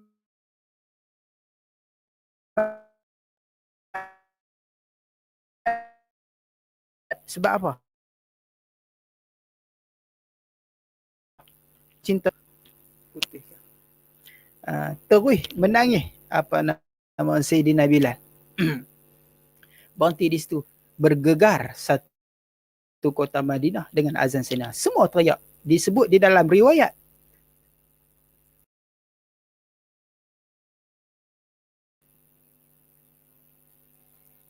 Okey tak? Okey tak? Jadi apa nama ketika mana wafatnya Rasulullah itu menangis semua orang. Lepas itu kali kedua berlaku gempar di kota Madinah tu ketika mana Sayyidina Bilal adzan. Kembali sedih semua. Macam mana hari Rasulullah wafat, macam itulah sedih semua satu kota Madinah ketika dengar suara Nabi Bilal. Kenapa? Semuanya rindukan Rasulullah, cintakan Rasulullah.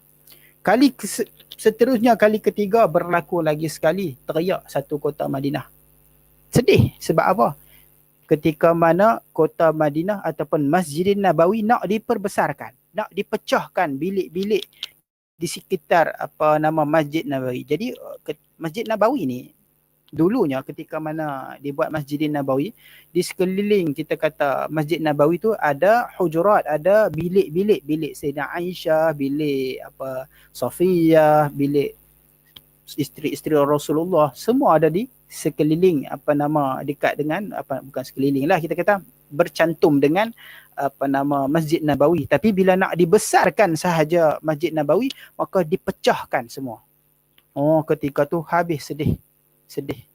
Disebut dalam riwayat Sayyidina Hasan Al-Basri, seorang tabi'in yang berjumpa dengan sahabat, dia kata waktu tu dia kecil, dia umur belasan tahun, dia masuk rumah salah seorang daripada isteri Rasulullah. Dia masuk, dia angkat tangan lagu tu. Dia angkat tangan, dia boleh sentuh. Waktu tu dia bukan orang dewasa, dia umur belah-belah kecil. Dia angkat tangan, boleh sentuh siling. Dia kata, aku suka. Kata Hasan Al-Basri, dia kata, aku suka kalau rumah Rasulullah ini dikekalkan. Supaya apa? Supaya semua manusia boleh melihat bagaimana zuhudnya Rasulullah. Bagaimana qanaahnya Rasulullah. Rasulullah ni, malaikat Jibril turun bagi pilihan. Wahai Muhammad, engkau nak jadi raja lagi Nabi atau hamba lagi Rasul?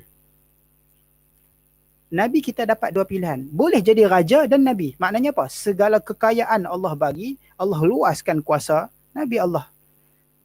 Nabi kita sallallahu alaihi wasallam. Ataupun tak mau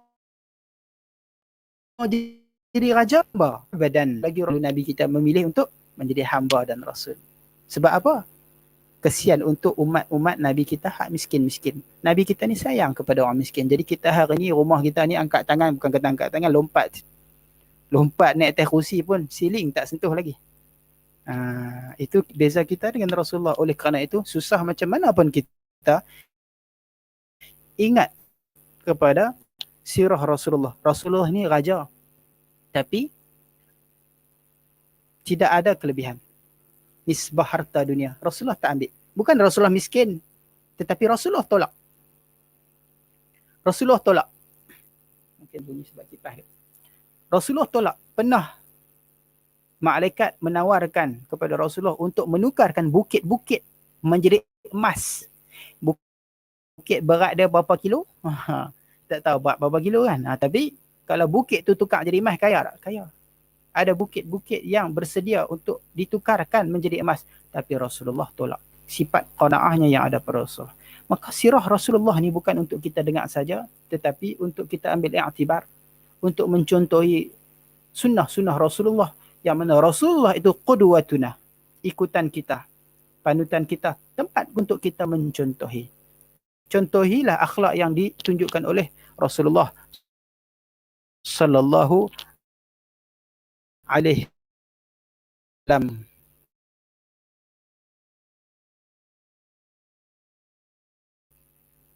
Hadirin dan hadirat yang Allah rahmati sekali. Pada zaman sahabat Rasulullah, sentiasa menjadi tempat penyelesaian segala masalah. Sehinggalah pada zaman tabi'in dan seterusnya sampai ke hari ini, Rasulullah itu penyelesai segala masalah yang kita alami. Kalau zaman sahabat dulu, ada orang sakit, jumpa Rasulullah. Ada orang banyak hutang, jumpa Rasulullah. Unta mengamuk, unta liak, jumpa Rasulullah. Sebab apa? Rasulullah ni banyak mukjizat dia. Kalau masa mengizinkan, insyaAllah kita cerita sedikit tentang mukjizat Rasulullah pada zaman Rasulullah. Kerana ulama menyebut Rasulullah ini Rasul yang paling banyak mukjizat. Disebut di dalam sebahagian kitab Dalailun Nubuwah, Imam Baihaqi menyebut ada 3,000 lebih mukjizat yang ada pada Rasulullah, tidak termasuk Al-Quran. Mukjizat Nabi ni ada banyak. Nabi yang paling banyak mukjizatnya ada 3,000. Tidak termasuk mukjizat Al-Quran. Kenapa? Kerana di dalam Al-Quran itu sendiri terkandung 60,000 lebih daripada mukjizat. Ini kata ulama. Dan ada kitab-kitab yang menulis banyak tentang mukjizat, menyusun satu persatu. Kalau kita baca sirah, kita akan jumpa begitu banyak mukjizat Rasulullah dan agung. Bahkan mukjizat Rasulullah itu kekal sehingga hari ini, iaitu Al-Quran. Bahkan Rasulullah ini sentiasa menyelesaikan segala masalah umat sehingga hari ini. Sebab itu di dalam selawat kita menyebut allazi tanhallu bihil uqadu wa tanfarju bihil qurabu wa tuqda bihil hawaiju wa tunalu bihir raghaibu. Dalam selawat kita menyebutkan Allahumma salli, kita selawat pada Rasulullah, yang mana sifat Rasulullah ini tanhallu bihil uqad, menyelesaikan, meleraikan segala jenis permasalahan. Wa tanfarju bihil qurab, kalau mana ada bala yang menimpa, maka akan terbuka semua jenis bala. Disebut di dalam sebahagian riwayat menceritakan Imam Al-Utbi dengan seorang Badawi. Yang mana seorang syekh imam ni dia duduk di makam Rasulullah. Kemudian mailah seorang Arab Badawi ni, dia berdiri, dia duduk depan Rasulullah, lalu dia bagi salam kepada Rasulullah.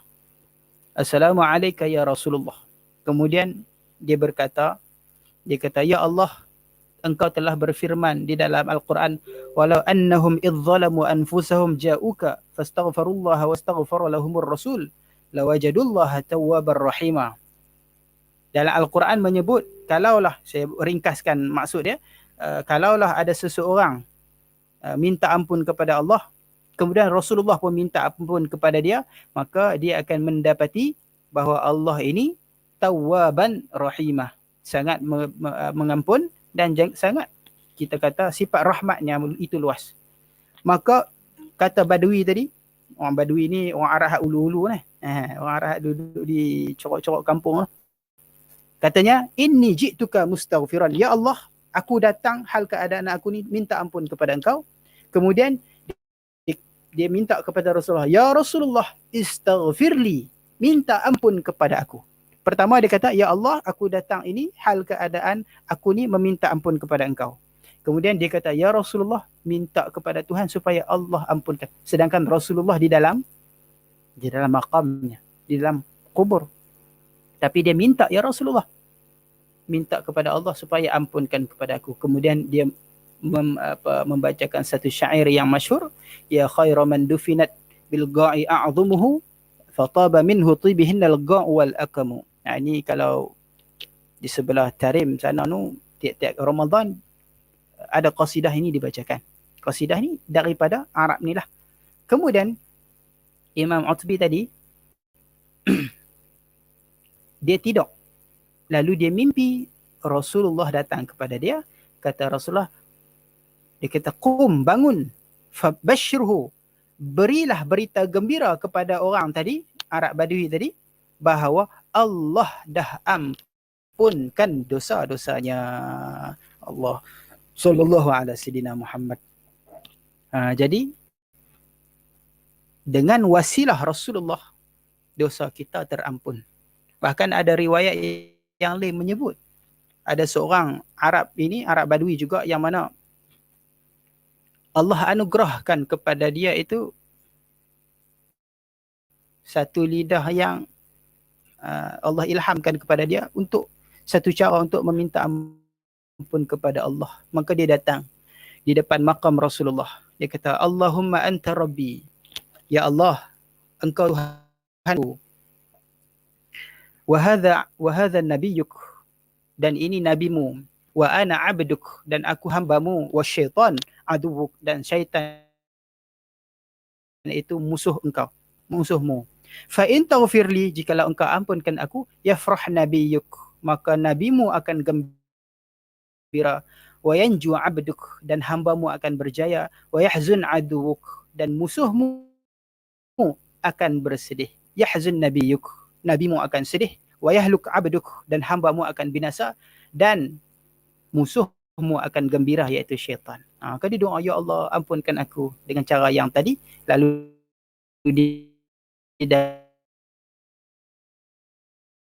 dalam mimpi Nabi datang ke dalam mimpi memberitahu bahawa Allah ampunkan dosa-dosa dia. Begitu juga segala permasalahan kita.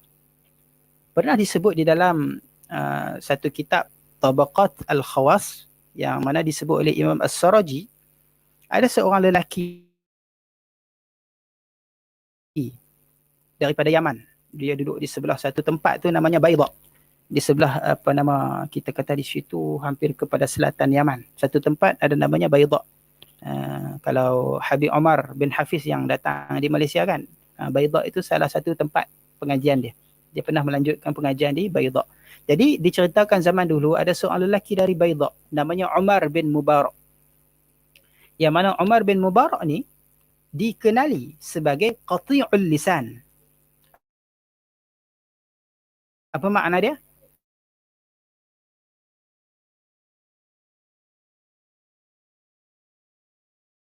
Lidah yang kena kerat.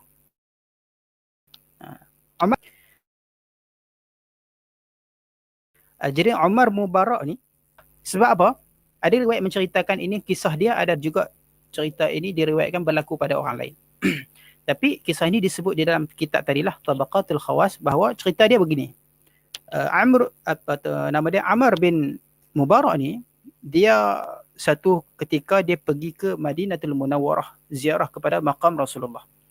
Di depan makam Rasulullah, dia pun melontarkan pujian-pujian, berqasidah memuji Rasulullah, puji sahabat. Kemudian dengan asyik dia memuji, melontarkan qasidah-qasidah dia tu. Dia ni diperhati oleh seorang manusia. Habis saja dia memuji Rasulullah, dia keluar daripada makam tu, ada seorang lelaki mai jumpa dia, salam dia, bertemu sapa dengan dia. Kemudian lelaki tadi macam seronok dengan dia. Lalu lelaki tadi kata, jom pergi rumah aku.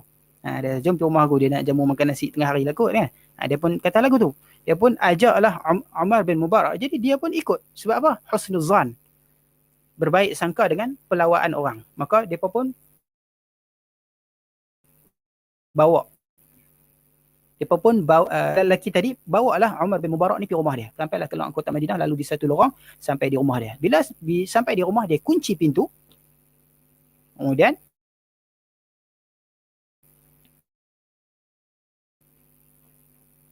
Umar bin Mubarak ni dia mengancam. Dia kata, pilih antara dua. Sama ada aku bunuh engkau ataupun aku kerat lidah engkau. Pasal apa ni? Pasal laki ni sebenarnya Allah campakkan di dalam hati dia ni kebencian. Dia ni benci kepada sahabat-sahabat. Dia tak suka dengar orang puji-puji lagu tu. Tak suka orang berqasidah puji Rasulullah. Dia tak suka orang qasidah ataupun memuji sahabat. Dia tak suka. Dia benci. Sehingga kan geram dia dekat Umar bin Mubarak ni, dia pun tangkap. Lalu dia kata, pilih dua. Aku bunuh ataupun aku kerat lidah. Jadi Umar Mubarak ni dia tak ada pilihan lain dah waktu tu. Lalu dia memilih dikerak lidah. Maka kena kerak lidah dia. Ditarik lidah, Allahu Akbar, kena kerak lidah. Lalu dia bagi lidah. Nah, ni lidah. Lidah yang hang suka puji-puji sangat tu. Lidah yang suka berqasidah tu, nah, ambil lah. Dia bagi simpan. Menangislah dia. Sakit. Siapa tak sakit kena kerak lidah. Gigit lidah pun sakit kan. Kena ulcer kat lidah pun sakit. Ini kan pula kena kerak lidah. Secara hidup-hidup, maka lari dia keluar. Sampai meleleh-leleh apa darah di mulut dia. Masuk kepada Masjidin Nabawi, lari dia menghadap Rasulullah. Bertimpuh dia di depan Rasulullah. Menangis dia di depan Rasulullah. Mengadu dia di depan Rasulullah. Ya Rasulullah, aku ni memuji engkau ni. Kenapa macam ni jadinya? Mengadu-ngadu di depan Rasulullah. Akhirnya sampai dia letih. Dengan keadaan lidah yang terpotong, nak cakap pun tak boleh, susah. Akhirnya dia terlena. Di dalam lena, dia didatangi Rasulullah sallallahu alaihi wasallam. Rasulullah kata, "Mai lidah tadi." Maka dia pun bagi lidah dia kepada Rasulullah. Lalu Rasulullah suruh buka mulut. Maka Rasulullah masukkan lidah itu, sambung semula lidah tadi ke tempat asalnya. Maka akhirnya dia pun sedar. Bila dia sedar, dia tengok lidah dia dah bersambung. Kisah ini diriwayat oleh Imam As-Saraji, disebut di dalam kitab Tabaqatul Khawas. Cerita ni ada. Masyhur. Masa mengaji dulu memang pernah dengar cerita lagu ni. Itu adalah mukjizat Nabi. Tidak ada yang mustahil. Dengan izin Allah maka boleh berlaku. Lidah yang dah putih pun boleh bersambung. Nanti kalau ada masa kita cerita mukjizat Nabi yang banyak, yang luar biasa. Ini hanya salah satu. Lidah tu sambung. Bila bersambung saja, dia pun bersemangat. Lepas daripada tu, dia lagi sakan berqasidah. Dia lagi sakan duk puji-puji Rasulullah. Tiap-tiap hari berqasidah. Pada tahun depan, tahun yang seterusnya, dia datang lagi ke kota Madinah. Macam biasa, dia sampai ke makam Rasulullah, dia memuji-muji Rasulullah lagi. Dengan pujian-pujian qasidahnya. Bila dia keluar saja ke makam Rasulullah, ada seorang lelaki muda yang duk tunggu depan tu. Dulu ada lelaki tua, hak panggil dia tu. Ni lelaki muda. Lelaki muda ni kata, dia salam, dia peluk apa semua, dia kata, "Jomlah di rumah dia nak jamu makan nasi." Maka Umar bin Barak ni pun mau seronok lah, dia pun ikut. Tapi ketika duk ikut tu, jalan yang dilalui itu adalah jalan yang sama yang dia lalu masa dulu. Masa lidah dia kena kerak dulu. Dia mai rasa takut, dia mai rasa gelisah. Lalu pemuda tadi kali kat belakang, dia kata, "Jangan takut," dia kata. "Jangan takut, dia orang baik-baik saja. Hak mana yang pernah berlaku engkau dulu, takkan berlaku." Maknanya, pemuda tadi tahu kisah dia kena kerak lidah. Akhirnya, dia sampai yang mana dalam sangkar besi tu, ada kera seekor. Kera besar. Beruk atau kera lah. Kita kata besar, seekor. Kera tu bila nampak saja dia, terus nak terpa dia tapi tak boleh, ada sangkar besi. Tengok muka kera tu duk teriak-teriak. Kera tu duk bercakap tapi dia tak faham. Kera tadi duk meleleh air mata tapi dia tak tahu pasal apa. Maka pemuda tadi dia tanya kepada Umar bin Barak, dia kata, "Han, kenal tak ni siapa dia?" Dia kata, "Tak tahu." Dia kata, "Inilah bapa aku dulu yang telah kerak lidah engkau dulu." Allah dah tukar dia jadi kera. Itu balasan bagi orang yang membenci para sahabat dan juga Rasulullah. Benci orang yang Allah tunjuk-tunjuk. Allah tunjuk dengan terus sehingga lelaki tadi jadi kera. Tapi dah nak buat macam mana dah? Umar bin Barak ni dia pun tak tahu, dia kata, "Aku pun tak tahu nak buat apa." Lalu pemuda tadi pun dia kata, "Wahai Umar, aku minta maaf bagi pihak ayah aku. Dulu kami memang macam ni, kami tak suka. Tak suka orang puji-puji Rasulullah, tak suka dengan qasidah-qasidah ni, puji sahabat ni. Tapi setelah daripada peristiwa ni, aku insaf," dia kata. "Aku dah tukar. Tapi bapa aku, Allah dah tukar jadi kera ni. Tapi dah tak boleh buat apa." Tak lama ayah dia akhirnya mati. Itu balasan yang Allah bagi. Jadi kita perlu tanamkan rasa kecintaan kita kepada Rasulullah sallallahu alaihi wasallam. Kenapa? Karena Rasulullah cinta kepada kita lebih daripada kita cinta kepada Rasulullah. Tak ada para nabi manusia Allah kepada umat. Kalau kita tengok Sayyidina Abu Bakar Rasulullah, tapi Sayyidina Abu Bakar tu sanggup tukarkan diri dia, nyawa dia untuk Rasulullah. Kalau Rasulullah teriak, dia pun teriak. Kalau Rasulullah ketawa, dia pun ketawa. Walaupun dia tak tahu apa sebab. Sebab apa? Hati dia dengan Rasulullah tu satu. Apa saja datang daripada Rasulullah, dia terima. Sehingga dia digelar As-Siddiq. Di dalam hijrah ke kota Madinah, Sayyidina Abu Bakar ni sat duduk di depan. Waktu berjalan kan, jalan nak hijrah ke kota Madinah tu, nak pergi ke Gua Thur. Sat-sat duduk kat depan Rasulullah. Sat-sat mai duduk di belakang. Sat-sat duduk kiri, sat-sat duduk kanan. Rasulullah tanya dia, ya Abu Bakar, wahai Abu Bakar, pasal apa jadi lagu ni? Awak sat duduk depan, sat belakang. Kata Sayyidina Abu Bakar, dia kata, aku duduk depan sebab aku takut ada orang ambush, orang serang daripada depan. Kemudian bila aku duduk depan, aku teringat belakang pula, aku takut orang serang panah dari belakang, maka aku lari duduk belakang. Bila duduk belakang teringat takut mai serangan dari kanan ataupun dari kiri, maka aku pun duduk kanan, duduk kiri. Itu Abu Bakar As-Siddiq. Hati dia hanya ada Rasulullah. Masuk di dalam Gua Hira, tengok ada lubang banyak, dia tutup semua lubang-lubang. Ada satu lubang yang tak tertutup, ditutup dengan kaki. Rupa-rupanya lubang tadi ada ular yang berbisa. Ular tadi pun patuk dah kacau lubang dah. Patuk kaki Sayyidina Abu Bakar. Tapi Sayyidina Abu Bakar sedikit suara pun tak bunyi. Sebab apa? Cintakan Rasulullah. Rasulullah penat berjalan. Rasulullah merehatkan badan dia. Sayyidina Abu Bakar ni tak mau ganggu rehat Rasulullah. Meleleh ayak mata ni. Tahan rasa sakit kena patuk ulang. Tapi sikit suara pun tak bunyi. Lalu Rasulullah perasan bila lihat Abu Bakar lagu tu. Rasulullah pun tanya, wahai Abu Bakar, awak jadi lagu ni meleleh ayak mata awak, siapa? Kata Abu Bakar, sakit ya Rasulullah, ulang patuk. Maka Rasulullah kata, lah awak tak habaq, mai sini. Rasulullah pun usap di kaki Sayyidina Abu Bakar, sembuh dengan serta-merta. Mukjizat Rasulullah sallallahu alaihi wasallam. Itu kasih Abu Bakar kepada Rasulullah.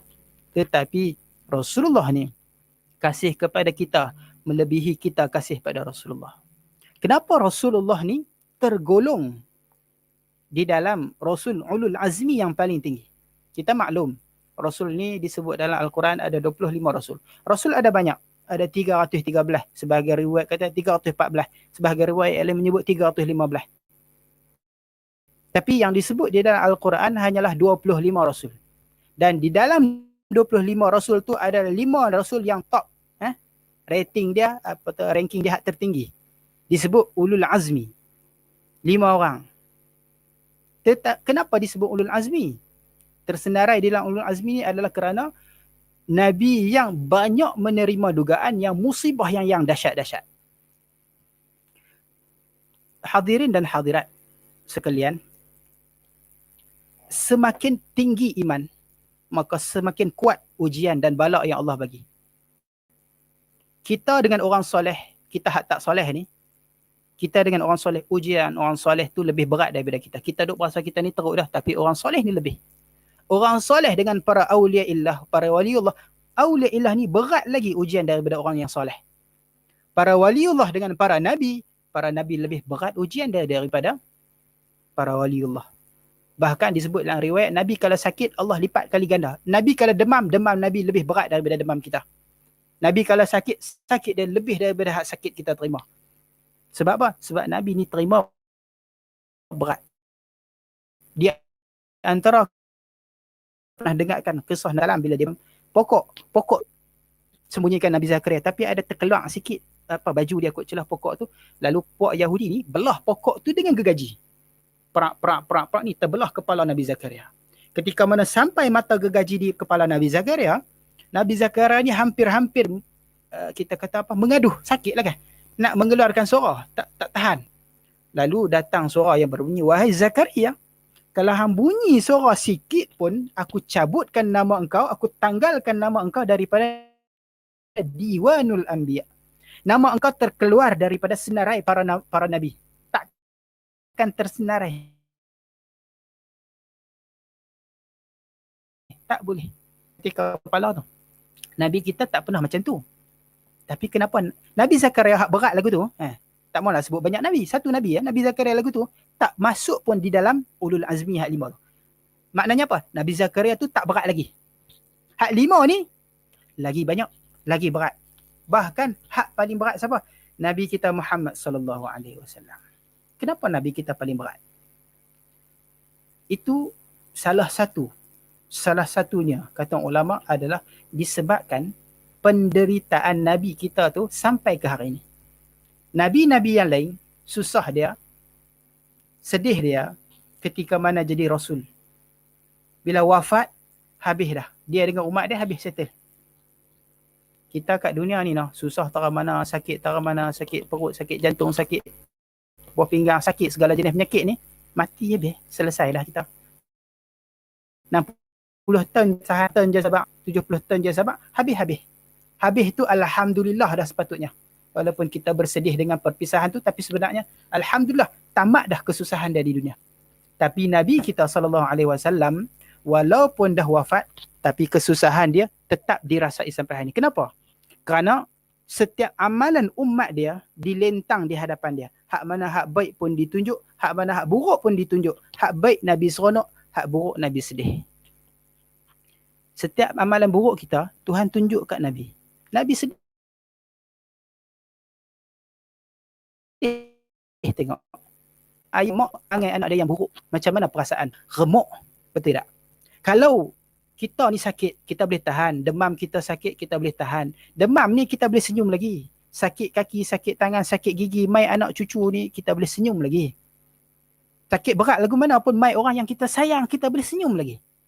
Tapi mai kalau orang yang sayang tu buat perangai yang huduh, kita tengok, kita ni hati jadi pecah. Itu lebih sakit daripada sakit badan yang zahir. Rasulullah sampai kepada hari ni terasa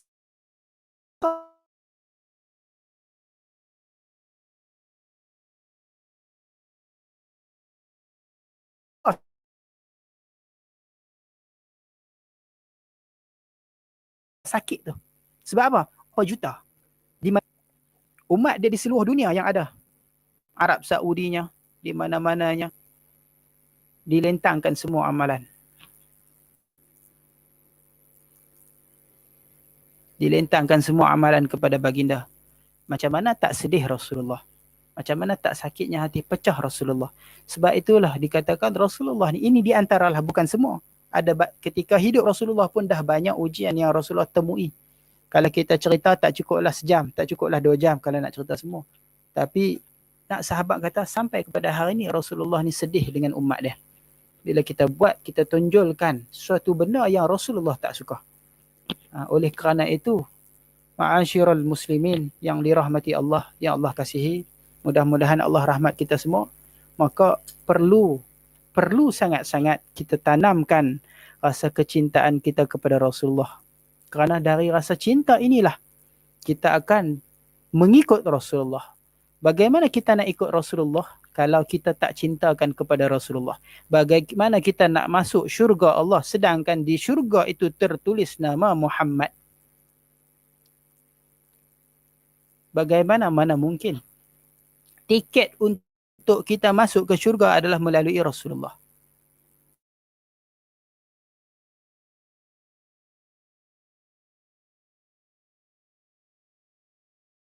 Tak ada Rasulullah, syafaat Rasulullah, syafaat agung, syafaatul uzma, syafaat yang agung. Di akhirat kelak kita akan dihimpun di padang mahsyar. Ketika itu berpeluh-peluh semua, daripada umat Nabi Adam sampailah umat akhir zaman. Tunggu bertahun-tahun, Allah tak hisap lagi, bercerau peluh habis. Peluh ni ada sampai tenggelam, ada sampai yang lemah. Banyak sangat umat ketika tu minta kat Nabi Adam. Nabi Adam tak boleh tolong. Nabi Adam kata, aku dulu pun buat salah. Seorang Nabi pun takut. Agak-agak kita macam mana? Nabi ni maksum. Nabi ni Allah jamin syurga. Tapi duduk di padang mahsyar tu ketak.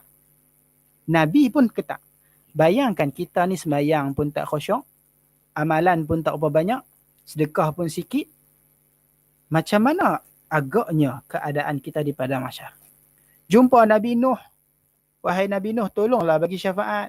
Nabi Nuh pun kata, nafsi, nafsi, aku pun tak boleh tolong. Aku dulu pernah doakan kepada umat aku, doa hak tak baik untuk umat aku. Dia berasa bersalah. Nabi Nuh kata, nafsi, aku tak boleh tolong. Jumpa Nabi Ibrahim. Nabi Ibrahim pun kata, nafsi, aku pun tak boleh tolong. Aku dulu pernah berdusta, kata Nabi Allah Ibrahim. Dia berasa salah. Walaupun kita kata sikit, kita ni bukan takat menipu. Macam-macam dosa yang kita buat. Agak-agak macam mana depan Tuhan. Nabi Ibrahim, seorang Nabi, amalannya luar biasa. Orang yang dikasihi Allah, disebut Khalilullah. Tapi berasa takut depan Allah. Jumpa Nabi Isa AS, jumpa Nabi Musa. Nabi Musa pun kata, aku tak boleh, dulu aku pernah bunuh orang. Nabi Musa sebelum dilantik menjadi Rasul pernah tampak seorang bangsa Qibti meninggal. Sebab apa? Qibti ini bangsa Fir'aun. Nabi Musa ni Bani Israel. Jadi ada seorang Qibti dengan Fir'aun ni bergaduh. Bila bergaduh, maka Nabi Musa ni pergi tampak mati. Kuatnya Nabi Musa tu kan, mati kawan tu. Kita tampak takat nyamuk je mati. Orang tak mati lagi. Tapi Nabi Musa tampak orang pun mati. Nabi Musa kata, aku dulu pernah bunuh orang. Nafsi. Masing-masinglah aku pun berhajat kepada syafaat. Jumpa Nabi Isa pun macam tu. Akhirnya jumpa Rasulullah sallallahu alaihi wasallam, maka kata Rasulullah, ana laha, ya aku orangnya. Akulah yang akan memberi syafaat. Rasulullah pergi di bawah arasy, Rasulullah bersujud di depan Allah sehingga dikatakan kepada Rasulullah, ya Muhammad, gum irfa' rasak, angkat kepalamu, sal tu'ta, mintalah apa saja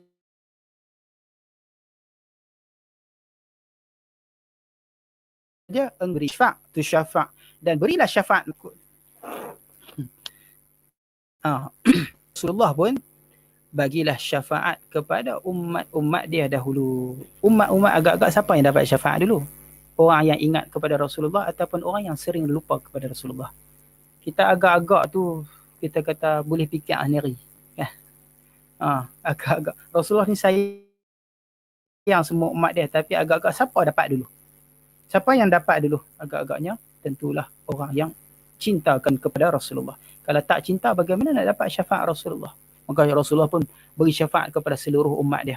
Bahkan ada 70,000 orang yang masuk kepada syurga bighairi hisab, tanpa hisab. Ada 70,000 orang.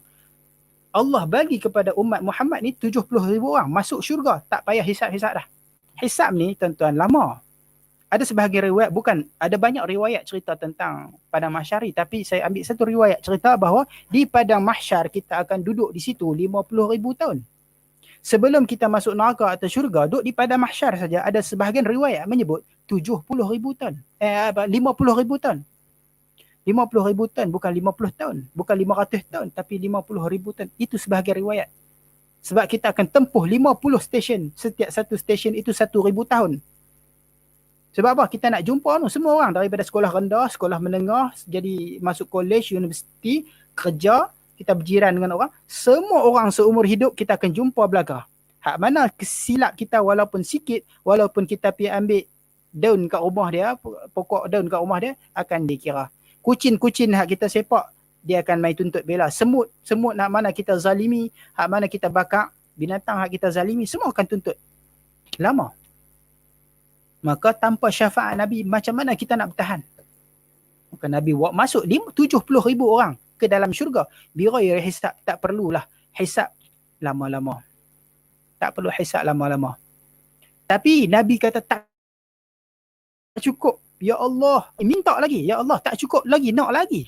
Maka Allah bagi pula untuk 70,000 orang itu diganda. Setiap seorang itu darab dengan 70,000 pula. Maknanya 70,000 kali 70,000. Umat Muhammad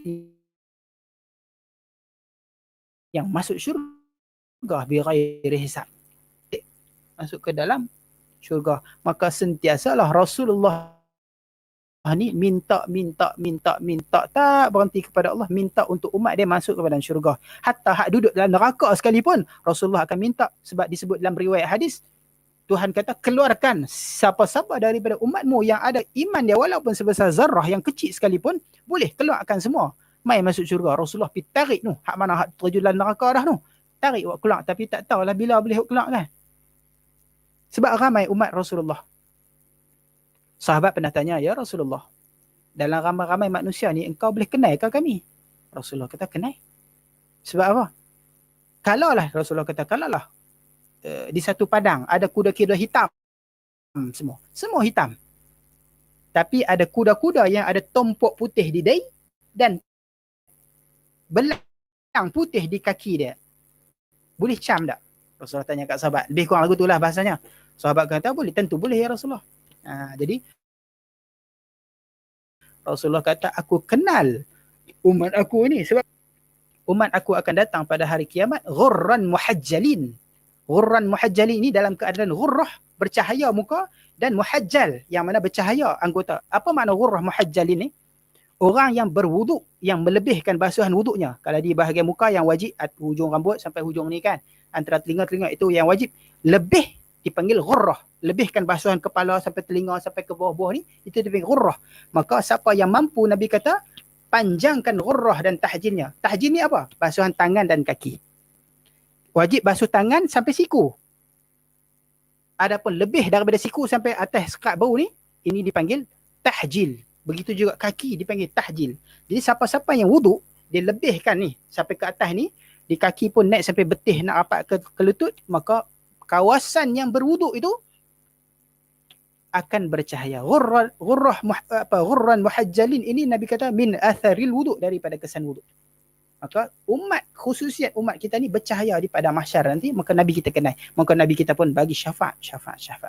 Kata Ibn Abbas radhiyallahu anhu, la yardha Muhammadun, Sayyidina Muhammad dia tak akan bereda, tak akan berpuas hati, wahidun min ummatihi finnar, satu orang daripada umat dia dalam neraka pun dia tak akan puas hati. Allah akan bagi kepada Nabi kita ni syafaat sampai Nabi kita puas hati. Wala sawfa yu'tika rabbuka fatarda, dan kami akan beri kepada engkau wahai Muhammad, wala sawfa yu'tika, dan akan diberi kepada engkau rabbuka, oleh Tuhanmu, fatarda, sehinggalah engkau berpuas hati. Bila Nabi kita puas hati? Kata Ibn Abbas, sampai semua umat dia masuk syurga. Selagi ada seorang umat dia dalam neraka, selagi itulah Nabi kita akan minta sampai Allah keluarkan semua. Itulah cinta Rasulullah kepada kita. Ingatnya Rasulullah tak kira yang buat maksiat, tak kira yang lupa kepada dia, asalkan dia dalam hati ada iman, maka tentulah Rasulullah akan sayang kita semua, akan keluarkan kita. Oleh kerana itu, hadirin dan hadirat, perlu kita kuatkan keimanan kita, perlu kita tanamkan kecintaan kita kepada Rasulullah. Kerana Rasulullah itu musyaffa', syafi'un musyaffa'. Rasulullah lah yang boleh bagi syafaat kat kita. Rasulullah lah ikutan kita. Sebab itulah kita kena kenal Rasulullah. Kalau kita tak kenal Rasulullah, kita rasa Rasulullah ni manusia biasa. Kita rasa kita ni sambut anak kita punya birthday, sambut kita punya isteri lebih besar daripada Rasulullah. Sedangkan Rasulullah kata, itu tak cukup nama iman. Iman kepada Nabi ni mesti lebih kita cinta pada Nabi daripada orang lain. Maka kepada Rasulullah ini, kita kena tunjukkan hati kita tu lebih. Kalau kita nak cerita kelebihan maulid Nabi ni, banyaklah perkataan ulama. Mungkin tak cukup masa kan. Tapi kita kata cukup sebahagian yang kita kata saya sebutkan ni, mudah-mudahan menarik minat kita, menanamkan cinta kita kepada Rasulullah supaya kita ni lebih kenal Rasulullah. Maka insya-Allah ngajilah tentang sirah Rasulullah, kenalilah syama'ilun nabawiyah, kenal siapa Rasulullah. Sebab apa?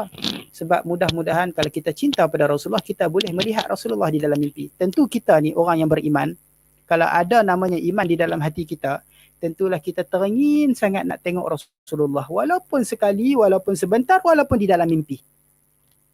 Walaupun di dalam mimpi kita teringin nak jumpa Rasulullah, betul tak? Kalau kita ni orang beriman, kalau kita suka pada seorang idola, seorang artis, tentu kita nak berjumpa, betul tak?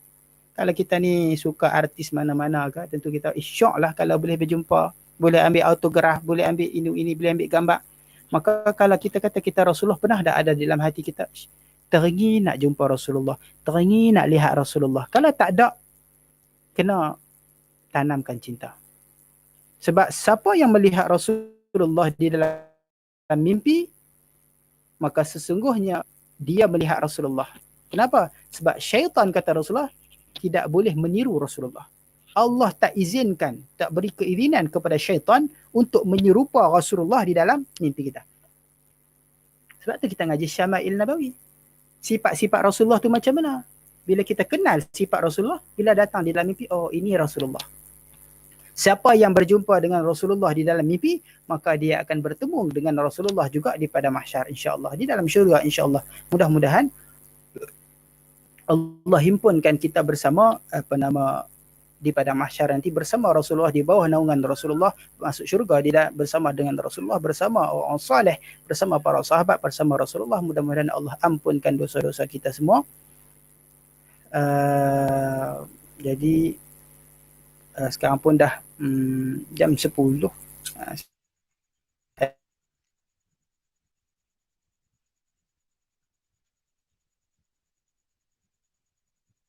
Saya diberi putih. Jadi kita kata kalau nak cerita-cerita ni lagi tak cukup waktu pula kan. Mungkin ada yang dah lapang-lapang nak makan Fahinsyak tu kan. Jadi oleh kerana itu saya minta maaf kalau ada silap dan salah, terkasar bahasa. Saya minta maaf lah, kerana yang baik itu dari Allah, yang buruk dan kelemahan itu daripada diri saya sendiri. Jadi saya serah kembali kepada pengerusi majlis, Ustaz Imran. Falyatafaddal. Alhamdulillah, terima kasih pada Al-Fadhil Ustaz kerana panjang cerita yang untuk sama-sama kita renungi, sama-sama kita faham dalam kehidupan kita ini. Kadang-kadang kita tidak terasa bahawa yang kita buat itu menyalahi daripada kecintaan kita kepada Nabi, kepada Rasul. Apatah lagi kalau kita masih lagi mengamalkan perkara-perkara yang boleh menjatuhkan syirik kepada Allah SWT. Jadi majlis mempersilakan kalau ada 1-2 soalan nak dipersembahkan atau untuk disampaikan kepada Al-Fadhil Ustaz, dipersilakan. Silakan, kalau ada soalan kita bagi untuk bertanya Al-Fadhil Ustaz, ya, silakan.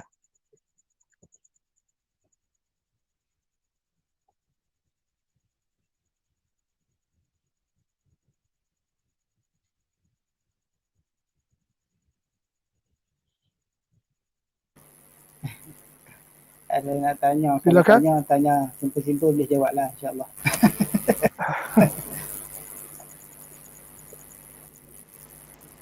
Okay, silakan, kalau ada soalan silakan.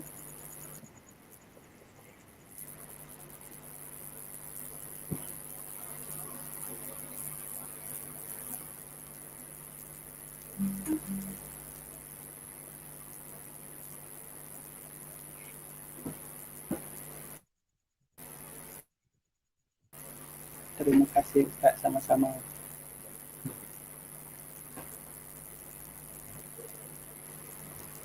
Ya, ada soalan ke? Ada soalan kita nak Ustaz simpulkan. Ni. Ya.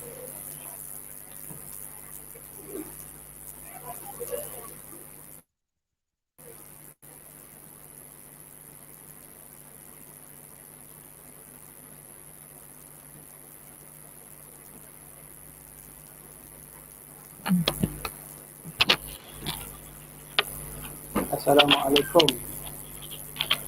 Bolehkah selawat kita membantu kita di alam barzakh? Selawat salah satu daripada jenis amal ibadah. Salah satu daripada jenis amal ibadah, dan banyak riwayat menceritakan tentang kelebihan selawat. Satu selawat kita Allah balas dengan 10 selawat. Satu selawat kita Allah tunaikan hajat kita yang banyak, dan Allah hapuskan dosa, dan Allah naikkan maqam. Jadi sudah tentulah jawapannya, selawat insya-Allah boleh membantu kita di alam barzakh, insya-Allah dengan izin Allah lah. Kerana setiap amalan akan membantu kita. Kerana ketika mana kita masuk di alam barzakh itu, orang lain dah tak boleh tolong, kawan kita pun tak boleh tolong, siapa pun tak boleh tolong kecuali amalan yang kita bawa di dunia. Fatazawwadu fa inna khairaz zadi taqwa. Maka berbekallah, kerana bekal yang paling baik itu adalah at-taqwa, takwa. Takwa ini kata ulama imtithalul awamir wajtinabun nawahi. Itu nama takwa. Takwa itu kita menjunjung segala perintah dan kita meninggal segala larangan. Takwa itu. Maka salah satu daripada perintah Allah adalah dalam Al-Quran Tuhan kata, ya ayyuhalladzina amanu sallu alaihi wa sallimu taslima, wahai orang yang beriman, sallu alaihi, berselawatlah kamu kepada Rasulullah wasallimu taslima, dan berilah sebagai salam. Maka sudah tentulah ia satu daripada jenis amalan takwa, dan juga kita boleh menyelamatkan kita. Ustaz, boleh ke orang biasa macam kita mimpi Rasulullah? Boleh, dengan kita menguatkan cinta kita pada Rasulullah, banyakkan amalan. Ada banyak jenis amalan-amalan yang ulama karang, ulama buat yang mana dah mujarrab dipanggil. Mujarrab ni bahasa Arab, bukan bahasa Melayu asalnya bahasa Arab. Mujarrab maknanya suatu yang dah dicuba dan berhasil, itu dipanggil mujarrab. Kita orang Arab panggil mujarrab. Kita orang Melayu panggil mujarrab, berkesan. Jadi banyak amalan yang boleh membawa kita kepada mimpi Rasulullah. Tetapi saya hanya nak bagi kita kunci untuk kita bertemu dengan Rasulullah ini adalah fokuslah ketika kita sebagai contoh satu kisah yang mungkin ringkas insya-Allah. Ada sebahagian anak murid jumpa seorang guru, dia kata, wahai guru, macam mana aku nak berjumpa dengan Rasulullah? Maka tok guru pun kata, engkau buat amalan ini, selawat ini, insya-Allah engkau akan mimpi jumpa Rasulullah. Maka dia pun anak murid tadi buat, tapi buat tak mimpi pun. Esok tu dia jumpa syekh dia pula. Dia kata, wahai tuan syekh, aku dah buat amalan yang engkau tunjukkan, tapi aku masih belum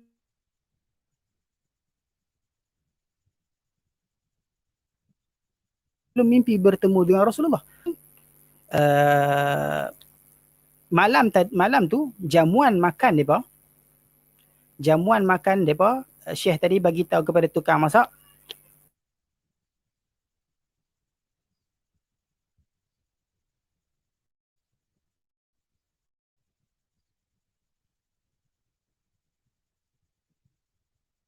jangan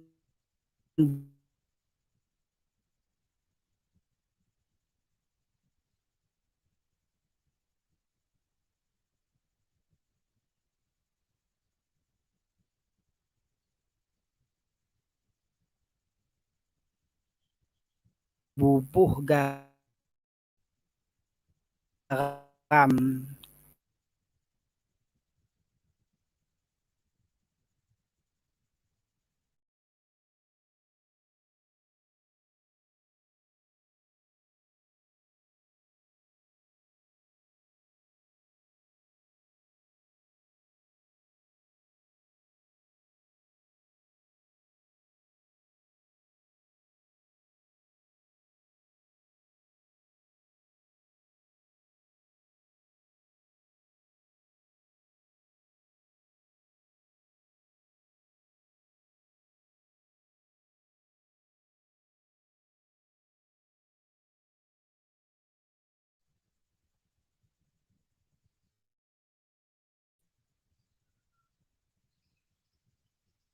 Okey. Lain Ustaz, terputus untuk sementara. Okey, muslimat yang dirahmati Allah Subhanahu Wa Taala. Okey Ustaz, boleh teruskan?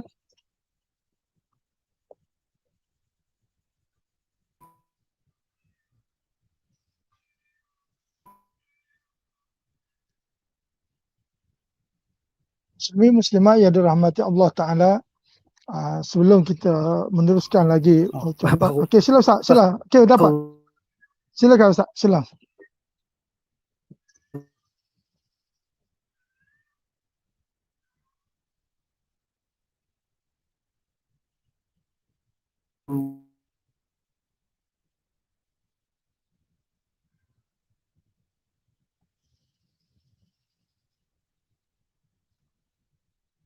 Okey, sidang hadirin sekalian, okey.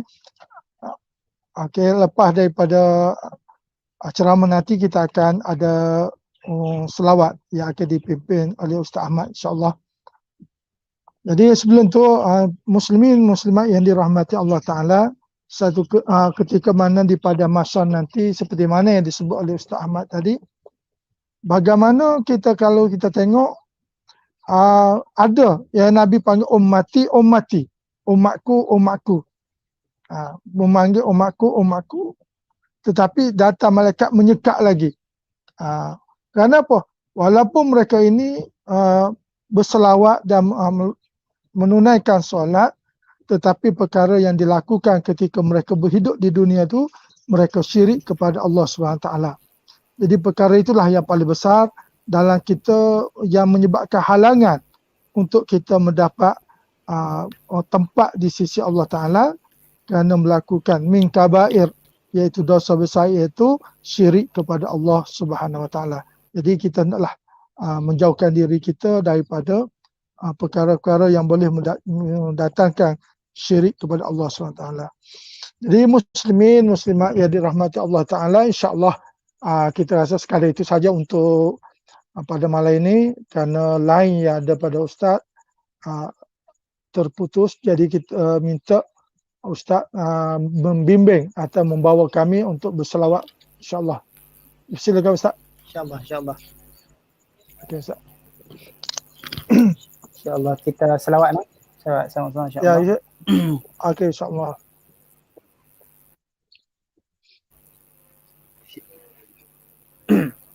Sallallahu ala Muhammad. Sallallahu ala Muhammad.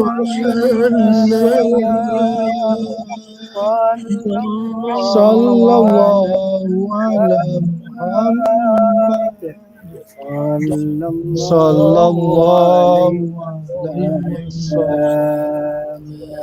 Ya Nabi Salam Ya Rasul salam alaika Ya Habib salam alaika salawatullah alaika Sallallahu ala Muhammad Sallallahu alaihi wasallam sallallahu sallallahu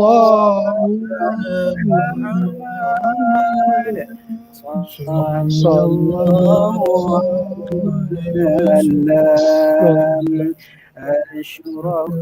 أشرق البدر علينا فاختفت منه الهدوء مثل حسنك ما رأينا كنت يا وجه السرور صلى الله على محمد صلى الله عليه وسلم صلى الله على محمد صلى الله عليه وسلم أنت شمس أنت بدر أنت نور أنت إرشاد أنت مصباح الصدور صلى الله على محمد صلى الله عليه وسلم صلى الله على محمد صلى الله عليه وسلم يا حبيبي الله على محمد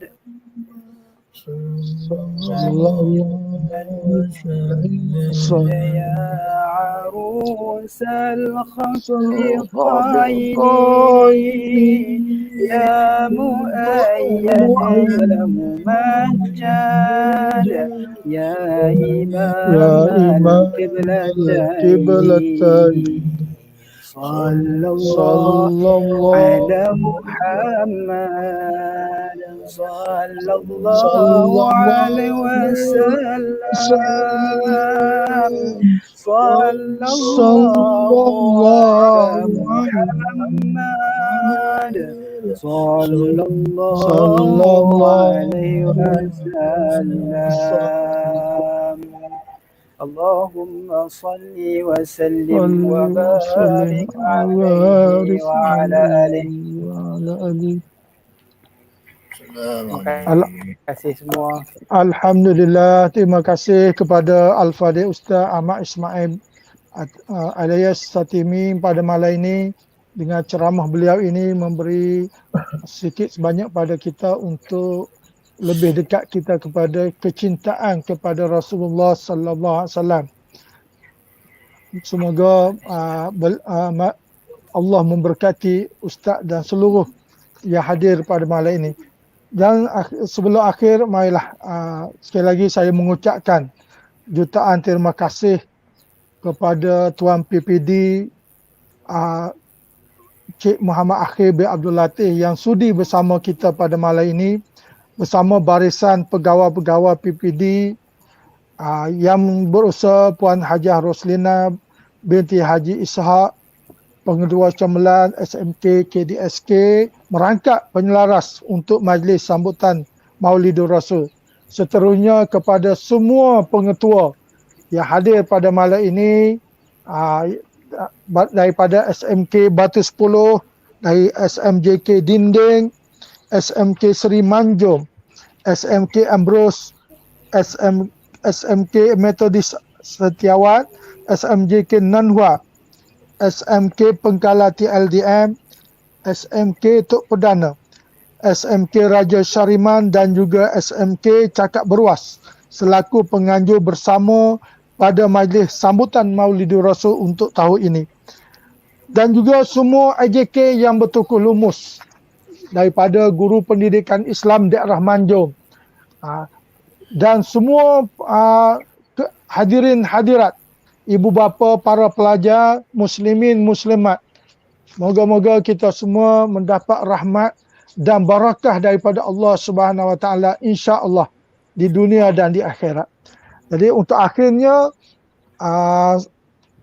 kita marilah sama-sama kita menangguh majlis kita pada malam ini dengan membaca suratul As dan juga tasbih kafarah. Bismillahirrahmanirrahim.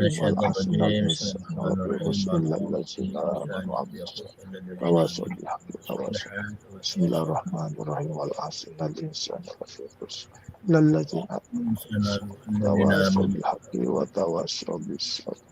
Subhanallah bihamdihi subhanallahi walhamdulillah asyhadu an la ilaha illa anta astaghfiruka wa atubu ilaik. Terima kasih semua Tuan PPD, Ustaz